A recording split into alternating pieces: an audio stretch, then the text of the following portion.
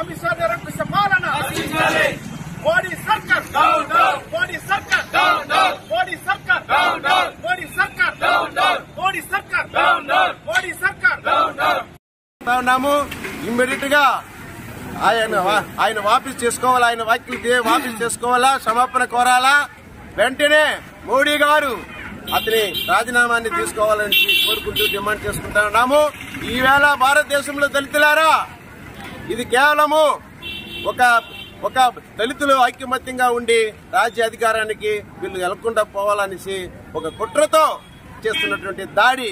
అంత నిబ్బరంగా మహానుభావులు మేధావులు ఆ రాజ్యసభలో ఈ విధంగా బాబాసాహెబ్ అంబేద్కర్ ని దురుసుగా ఆయన మీద మాట్లాడటము అందరూ ఖండించవలసిన అవసరం ఉంది. ఎంతైనా వెంటనే రాజీనామా చేయాలనేసి మేము ఆల్ ఇండియా అంబేద్కర్ సంఘం తరఫున ఖండిస్తా ఉన్నాము. ఇక్కడ మొత్తము ఈ మోడీ, ఈ ఆర్ఎస్ఎస్ వీళ్ళ ప్రభుత్వంలో దళితుల మీద ఎక్కడ వాళ్ళకి న్యాయం జరగడం లేదు, మన అభివృద్ధి వాళ్ళకి నోచుకోవడం లేదు. వాళ్ళని మనమంతా విభజించేసి మనల్ని మళ్ళా తీసుకొని పోవాలా. ఈ భారత రాజ్యాంగాన్ని రచించిన బాబాసాహెబ్ అంబేద్కర్ రాజ్యాంగాన్ని పక్కన పెట్టి వీళ్ళు మనుస్మృతిని తీసుకుని వచ్చేసి వీళ్ళు ఒక రాజ్యాంగాన్ని.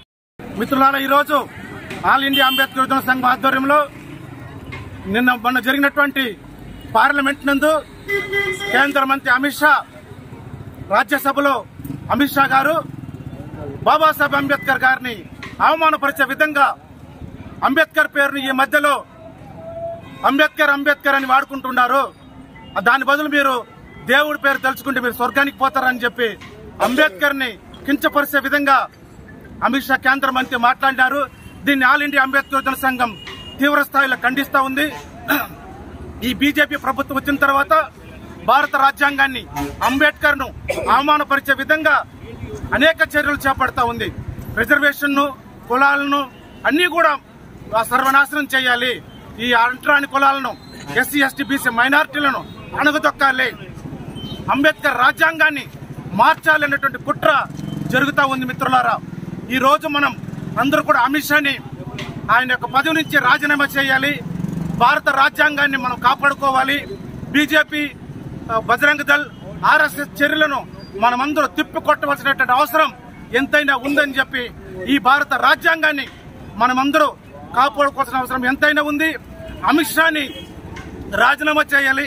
అమిత్ షా మీద ఎస్సీ ఎస్టీ కేసు నమోదు చేసి ఆయన పైన కేంద్ర ప్రభుత్వం చర్యలు తీసుకోవాలని, రాష్ట్రపతి గారు దీనిపైన కేంద్ర మంత్రి అమిత్ షా పైన చర్యలు తీసుకోవాలని డిమాండ్ చేస్తున్నాం. జై భీమ్, జై భారత్.